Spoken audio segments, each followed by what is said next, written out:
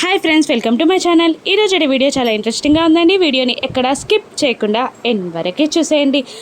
బాగి అమర్కి coffee తీసుకొని భయంగా రూమ్లోకి ఎంటర్ అవుతూ ఉంటుంది. అమ్మో, ఇప్పుడు ఈయనని ఎలా ఒప్పించాలో, ఎన్ని తిట్లు తిడతాడో, అమ్మో ఎలా ఈయనని ఒప్పించడం ఎలా. మామయ్య గారేమో నాకు ఈ బాధ్యతని అప్పచెప్పారు అని భయంగా అనుకుంటూ కాఫీ ఇవ్వండి అని అంటూ ఉంటుంది. అక్కడ పెట్టు అని అమర్ అనగానే అలాగే అంటూ కాఫీని అక్కడ పెట్టి 2 అడుగులు వెనక్కి వేసి మళ్ళీ విషయం చెప్పడానికి బాగి వస్తూ ఉండగా బాగి కాలుకి సోఫా ముందున్న టీపై తగులుతుంది. దాంతో బాగి అమర్పై పడిపోతుంది.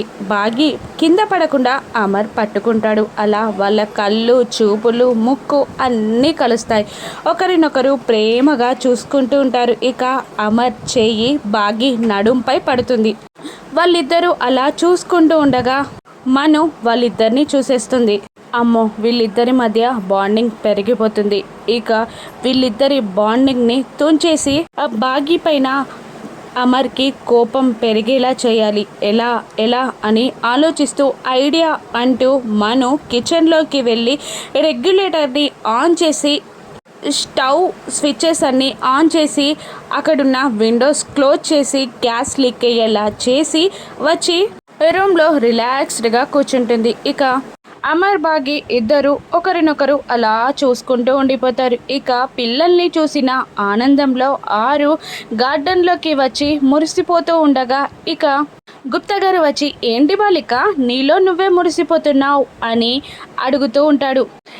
నా కూతురు అంజు చూపించిన ధైర్య సాహసాలకి అవార్డు ఇవ్వకపోయినా పర్లేదు, కానీ దాని ఓవర్ యాక్షన్కి మాత్రం ఖచ్చితంగా అవార్డు ఇవ్వాల్సిందే. నిన్నటి నుండి అది అందరినీ భలే విసిగిస్తుంది. నాకు చాలా ఆనందంగా ఉంది అని ఆరు అంటుండగా ఎందుకు ఇవ్వరు, ఖచ్చితంగా ఆ బాలికకి అవార్డు ఇవ్వాల్సిందే. ఎందుకో తెలుసా, ఆ బాలికవి అన్నీ నీ పోలికలే కదా అని అనగానే ఒక్క నిమిషం నవ్వుతూ గుప్తా గారి మాటల్లో ఎగతాళిని గమనించి కోపంగా విసురుగా అక్కడి నుండి వస్తుంది ఆరు. ఇక బాలిక బాలిక బాలిక అని అంటూ గుప్తా గారు ఆరు వెంట పడుతూ ఉంటాడు. ఏంటి గుప్తా గారు, అవసరమైన విషయాలు చెప్పరు కానీ బాలిక బాలిక బాలిక అంటూ నా వెంబడే పడతారు అని ఆరు కసురుతూ ఉండగా గుప్తా గారు ఇలా అంటుంటారు, నువ్వు బొంగరంలా ఇలా తిరుగుతుంటే నీకు ఎలా విషయం చెప్పను అని గుప్తా గారు అంటుంటారు. ఇప్పుడు చెప్పండి అని ఆరు కసురుకోగానే ఇంకా ఇలా అంటుంటారు. ఇప్పుడు మనోహరికి గండాలు ముంచి ఉన్నాయి. మనోహరి ఆటలేవి సాగట్లేదు. పిల్లలు బాగున్నారు. నీ కుటుంబం కూడా హ్యాపీగా ఉంది. ఇక మా లోకానికి వెళ్ళిపోదామా, లేదంటే మళ్ళీ ఆ ఘోర నిన్ను బంధించే ప్రయత్నాలు చేస్తాడు అని అనగానే మళ్ళీ లోకానికి తీసుకెళ్తాను అని గుప్తా గారి మాట పూర్తవ్వకముందే వినబడట్లేదు గుప్తా గారు, వినబడట్లేదు అని అంటూ అటు ఇటు పరిగెడుతూ ఉంటుంది ఆరు. నీకు వినబడుతుందని నాకు తెలుసు బాలిక అని చెట్టు పక్కన దాక్కున్న ఆరుని అంటూ ఉంటారు గుప్తా గారు. వినబడుతుందని తెలిసినప్పుడు నేను ఇప్పుడు మీ లోకానికి రానని కూడా మీకు తెలుసు కదా, మళ్ళీ ఎందుకు అడుగుతున్నారు అని ఆరు అంటూ ఉంటుంది. అంటే ఎప్పటికి రావా అని గుప్తా గారు అంటుండగా ఎప్పటికీ కాదు, వస్తాను, కానీ ఎప్పుడంటే అని ఆరు మాట్లాడబోతుండగా సరే నేను చెప్తాను వింటావా, మా ఆయనకి మనుకి పెళ్ళి కావద్దు అన్నావు. ఆ తర్వాత మనుని ఎదిరించే శక్తి మిస్సమ్మకి రావాలి అన్నావు. తర్వాత పిల్లలు మిస్సమ్మని అర్థం చేసుకోవాలి అన్నావు.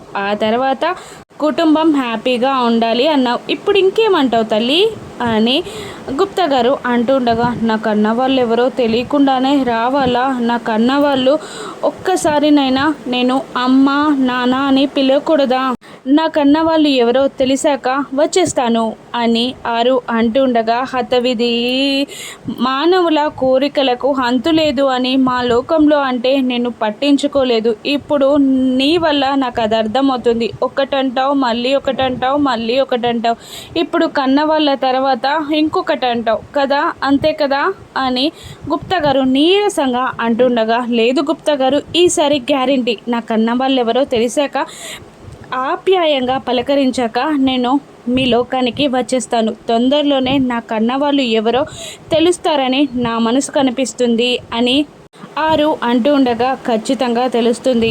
మీ ఇద్దరి గతానికి నీ కన్న వాళ్ళకి ఉన్న ఒకే ఒక వారధి మిమ్మల్ని కలపబోతుంది అని గుప్తా గారు అంటుండగా ఆరు సంబరపడిపోతూ ఉంటుంది. ఇక బాగి అమర్ ఇద్దరు ఒకరినొకరు చూసుకొని ఒక్క నిమిషం తర్వాత తేరుకుంటారు.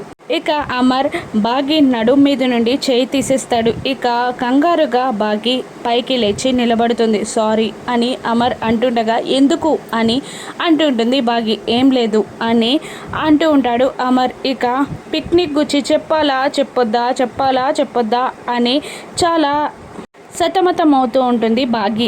ఇక బాగి కంగారుని కనిపెట్టిన అమర్ ఇలా అంటూ ఉంటాడు. నాతో ఏదైనా చెప్పాలా అని అంటుండగా తల అడ్డంగా నిలువుగా రెండు వైపులు ఊపుతూ చెప్పాలి చెప్పకూడదు చెప్పాలి అని అంటుండగా లూజ్ అని అమర్ అనేస్తాడు.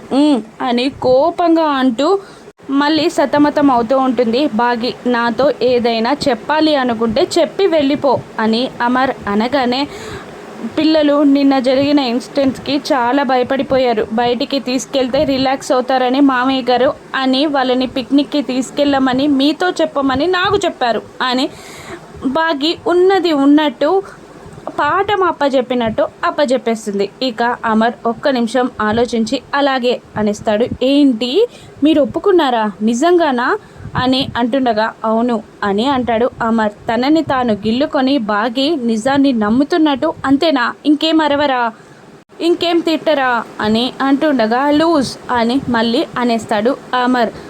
ఇక బాగి తేరుకొని ఈ లోకంలోకి రాగానే మను లీక్ చేసిన గ్యాస్ స్మెల్ని బాగి కనిపెట్టేస్తుంది. ఏంటి ఇది గ్యాస్ స్మెల్ వస్తుందేంటి అని బాగి అంటుండగా అమర్కి కూడా గ్యాస్ స్మెల్ వస్తూ ఉంటుంది. అప్పుడే సదాశివం గారు హాల్లోకి వచ్చి గ్యాస్ స్మెల్ వస్తుందేంటి నిర్మల అని అరుస్తూ ఉంటాడు. ఇక గ్యాస్ స్మెల్ వస్తుందేంటి నిర్మల అని అమర్ కూడా కిందికి దిగి వస్తూ ఉండగా సదాశివం గారు నిర్మలమ్మ గారిని అడుగుతూ ఉంటారు. డాడీ స్విచ్ బోర్డ్ దగ్గరికి వెళ్ళకండి అని అంటూ అమర్ హడావుడిగా కిచెన్లోకి వెళ్ళి ఆ స్టవ్ స్విచెస్ని ఆఫ్ చేసి విండోస్ని ఓపెన్ చేస్తాడు. అప్పుడే బాగి పరుగున అక్కడికి వచ్చేసరికి మిసమ్మ వెళ్ళి హాల్లో విండోస్ ఓపెన్ చేయి అని అరుస్తాడు. ఇక బాగి వెళ్ళి స్విచెస్ అన్నీ ముట్టుకోకుండా కర్టెన్స్ని డోర్స్ని ఓపెన్ చేసేస్తుంది. అమర్ గ్యాస్ ఎలా లీక్ అయింది అని మాట పూర్తి కాకముందే మను ఎంత అజాగ్రత్త మిస్సమ్మా నీకు, ఈ ఇంట్లో పిల్లలు పెద్దవాళ్ళు ఉన్నారు, అటువంటిది ఆ గ్యాస్ విషయంలో అంత అజాగ్రత్త ఏంటి అని మను బాగిపై నింద వేస్తూ ఉండగా ఇక బాగి సైలెంట్గా ఉంటుంది. ఇక అమర్ మనుని ఇలా అంటుంటాడు. తను గ్యాస్ లీక్ చేసిందో లేదో తన నోటి వెంట చెప్పనివ్వండి మనోహరి అని అనగానే ఇంతకుముందు కాఫీ పెట్టింది నేనేనండి, కానీ స్విచ్ ఆఫ్ చేసే పైకి వచ్చాను, అది నాకు బాగా గుర్తుంది అని బాగి అనేస్తుంది. ఇక వెంటనే మను ఇలా అంటూ ఉంటుంది. నువ్వు తప్ప కిచెన్లోకి ఎవరు వెళ్ళరు, వెళ్ళాల్సిన అవసరం కూడా ఎవరికి ఉండదు, అటువంటిది నువ్వు ఇప్పుడు అబద్ధం చెప్తే ఎవరు నమ్మేస్తారు అని మను అంటూ ఉండగా అమర్ కోపంగా ఉండిపోతాడు. ఇక మనోహరి సదాశివం గారు ఆలోచిస్తూ ఉంటారు. ఇంత చిన్న విషయానికి బాగి పైన అమర్కి కోపం వచ్చేలా చేస్తుంది పిల్ల అని అనుకుంటూ అమర్ అది ఇంతకుముందు మీ నాన్నగారికి వేడినీళ్ళు ఎచ్చిపెట్టడానికి నేనే లోపలికి వెళ్ళానురా, కంగార్లా మర్చిపోయానేమో అని నిర్మలమ్మ గారు ఆ నేరాన్ని తనపై వేసుకుంటారు. ఇక మనోహరి నమ్మలేనట్టు ఆంటీ మీరా అని ఆశ్చర్యపోతూ ఉంటుంది. ఇక మళ్ళీ ఇలా అంటుంటుంది. మను మీరు కిచెన్లోకి వెళ్ళడం నేను చూడలేదా ఆంటీ అని అంటుండగా ఇలా గ్యాస్ లీక్ అవుతుంది అని నీకేమైనా తెలుసా అమ్మా, ఎవరైనా కిచెన్లోకి వెళ్తున్నారు బయటికి వస్తున్నారు అని కాపలా కాస్తుంటూ కూర్చున్నావా అని సదాశివం గారు అనేస్తారు. ఇక నిర్మలమ్మ గారిని అమర్ ఇలా అంటుంటారు. గ్యాస్ విషయంలో జాగ్రత్తగా ఉండాలమ్మా అని అంటూ పైకి వెళ్ళిపోతూ ఉండగా బాగి ఏమండి ఒక విషయం అని అంటుండగా పిక్నిక్ విషయమే కదా, చెప్పాను కదా రేపు వెళ్దాం అని అంటూ పైకి వెళ్ళిపోతాడు. ఇక సదాశివం గారు నిర్మలమ్మ గారు ఆశ్చర్యపోతూ ఉండగా బాగి ఇలా అంటుంటుంది. నేను స్టవ్ ఆఫ్ చేసే పైకి వెళ్ళాను అత్తయ్య అని అంటుండగా వదిలే అమ్మా, ఆ గ్యాస్ స్మెల్ వెళ్ళే వరకు నువ్వు కిచెన్లోకి వెళ్ళకు అని అంటూ నిర్మలమ్మ గారు ఆ బాగిని సముదాయిస్తుండగా సదాశివం గారు ఇలా అంటుంటారు, అమ్మ మిస్సమ్మ, రేపు నువ్వు అమర్ పిల్లలు మాత్రమే పిక్నిక్కి వెళ్తున్నారు అని అంటుండగా నిర్మలమ్మ గారు, నేను ఆయన మనోహరి ఇంట్లోనే ఉంటాం అంటూ వినబడిందా, వినబడే వాళ్లకు వినబడాలి అని నిర్మలమ్మ గారు అంటూ ఉంటారు. ఇక మను కోపంగా లోపలికి వెళ్తుంది. పెద్దవాళ్ళు వెళ్ళగానే బాగి మను అని గట్టిగా అరుస్తూ, ఈ పని చేసింది నువ్వే అని నాకు తెలుసు, ఇంట్లో పిల్లలు పెద్దవాళ్ళు ఉన్నారు, ఇంకొకసారి ఇటువంటి పని చేస్తే నేను మాత్రం ఊరుకోను, నిన్ను చంపడానికైనా నేను వెడకానను అని అంటూ మనుకి వార్నింగ్ ఇస్తూ ఉంటుంది బాగి. మరోవైపు ప్రార్థన చిల్డ్రన్స్ హోమ్కి రామూర్తి గారు వెళ్తారు. ఇక ఆరుగుచి వివరాలు అడుగుతూ ఉండగా ఆ వార్డెన్ కన్ఫ్యూజ్ అవుతూ ఉంటుంది. అదేంటి, అరుంధతి గారి గురించి ఆల్రెడీ అమర్ గారికి చెప్పాను కదా, అమర్ గారు ఈయనకి విషయం చెప్పలేదు అంటే ఏదైనా రీజన్ ఉందా అని ఆలోచిస్తుండగా, ఏమైనా విషయాలు తెలిసాయా, నా బిడ్డ ఎవరో తెలిసిందా అని బాధగా రామూర్తి అడుగుతూ ఉంటాడు. అప్పుడు ఒక్క నిమిషం అండి, కాల్ మాట్లాడొస్తాను అని ఆ వార్డెన్ పక్కకి వచ్చి అమర్కి కాల్ చేస్తుంది. చెప్పండి మేడం అని అమర్ అంటుండగా, నేను ప్రార్థన చిల్డ్రన్ హోమ్ నుండి మాట్లాడుతున్నానండి, రామూర్తి గారు ఇక్కడికి వచ్చి వాళ్ళ బిడ్డ గురించి ఎంక్వైరీ చేస్తున్నారు అని అంటుండగా, ఏదైనా చెప్పేశారా అని అమర్ అడుగుతూ ఉంటాడు. చెప్పలేదండి, మీకు విషయం చెప్పాను కదా, మీరు ఆయనకి చెప్పలేదు అంటే ఏదైనా రీజన్ ఉందేమో అని మిమ్మల్ని కనుక్కున్నాక చెప్దామని ఆగాను అని ఆ వార్డెన్ అనగానే, thank you madam, thank you, వద్దు ఆయన గారికి ఏ నిజం చెప్పొద్దు అని అమర్ అనేస్తాడు.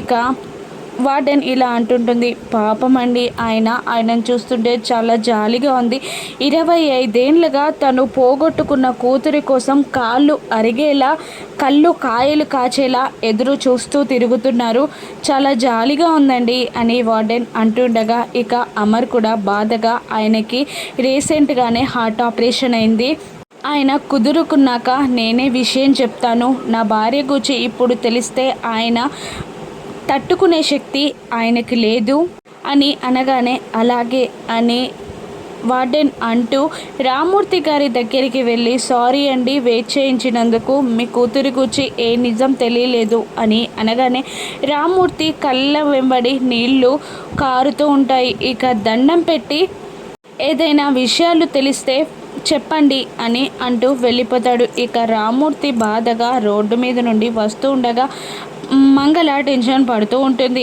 నిజం తెలిసిందా తెలియదేందా అని. ఇక రామూర్తికి ఆరుయే తన కూతురు అని ఎలా తెలియనుందో, పిక్నిక్లో మను ఏదైనా ప్లాన్ వేయనుందో రాను ఎపిసోడ్స్లో చూద్దాం. Thank you.